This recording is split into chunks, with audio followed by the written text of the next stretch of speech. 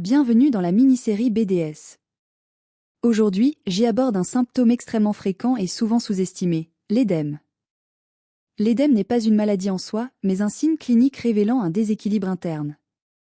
Il peut apparaître au niveau des jambes, chevilles, mains, visage, abdomen, poumons ou être généralisé.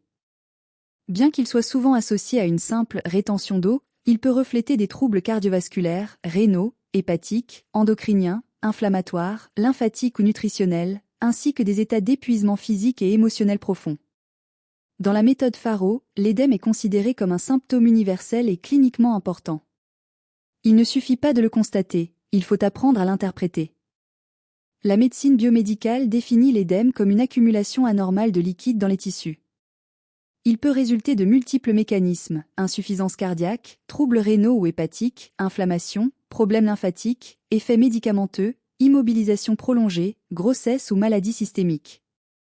Certains édèmes peuvent être graves. L'édème pulmonaire constitue une urgence médicale, un édème unilatéral peut évoquer une thrombose, et un édème progressif peut signaler une défaillance d'organes.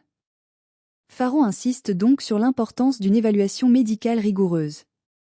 Mais Faro propose également une lecture plus large de ce phénomène humain. Derrière la rétention peut parfois exister une histoire de surcharge, d'épuisement ou de souffrance silencieuse.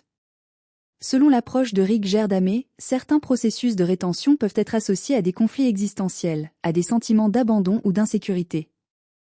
Biologiquement, l'eau représente la survie et la ressource. Dans des états de stress intense, l'organisme peut agir comme s'il devait conserver. Faro ne réduit pas l'édème à une cause émotionnelle, mais reconnaît l'interaction entre corps, stress et vécu existentiel. Du point de vue de la traditionnelle Chinese medicine, l'édème est lié à des déséquilibres dans la circulation des fluides et du QI, faiblesse de la rate, insuffisance du rein, stagnation énergétique ou accumulation d'humidité. Cela peut se manifester par lourdeur, fatigue, inflammation et sensation de stagnation intérieure.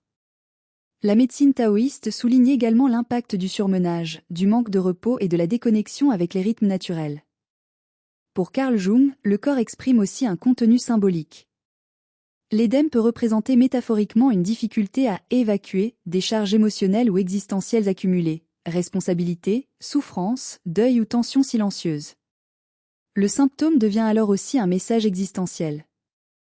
Selon l'approche intégrale de Ken Wilber, l'édème doit être observé à plusieurs niveaux, biologique, émotionnel, comportemental, social et existentiel. Faro refuse aussi bien le réductionnisme biomédical que psychologique. La personne est une totalité complexe. Le taoïsme enseigne que la santé dépend du mouvement harmonieux. Lorsque la vie devient stagnation, accumulation ou rigidité, le déséquilibre apparaît. L'édème symbolise parfois une surcharge, émotion, tension, responsabilité ou fatigue accumulée. L'édème affecte profondément la qualité de vie, douleur, lourdeur, mobilité réduite, fatigue, troubles du sommeil, honte corporelle, anxiété ou perte d'autonomie. Certaines personnes finissent par s'isoler ou se sentir étrangères à leur propre corps. Faro rappelle donc une idée essentielle, ne jamais regarder uniquement l'édème mais la personne qui vit avec ce symptôme.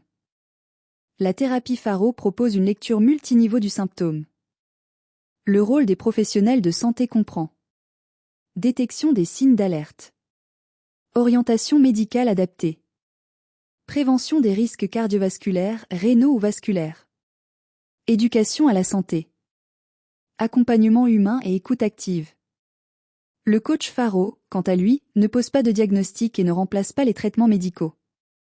Il aide à explorer le stress, la surcharge, les conflits existentiels, la relation au corps, les habitudes de vie, le repos, le soutien émotionnel et le sens donné à l'existence. L'objectif n'est pas de rechercher une faute émotionnelle, mais de développer une conscience plus globale et une meilleure régulation de soi. Apprentissage Faro. Le corps retient parfois ce que la vie n'a pas réussi à libérer.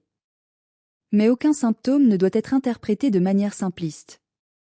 Écouter le corps ne signifie pas abandonner la science, cela signifie l'humaniser. Citation Faro. Le corps ne retient pas seulement des liquides. Il retient parfois aussi des fatigues, des deuils et des charges invisibles. Abonnez-vous à la chaîne, aimez cette vidéo et partagez-la pour contribuer à une conscience plus humaine de la santé. Étudiez avec Essie la méthode intégrale Faro. Parce qu'en santé, le savoir n'est pas neutre, il est vital.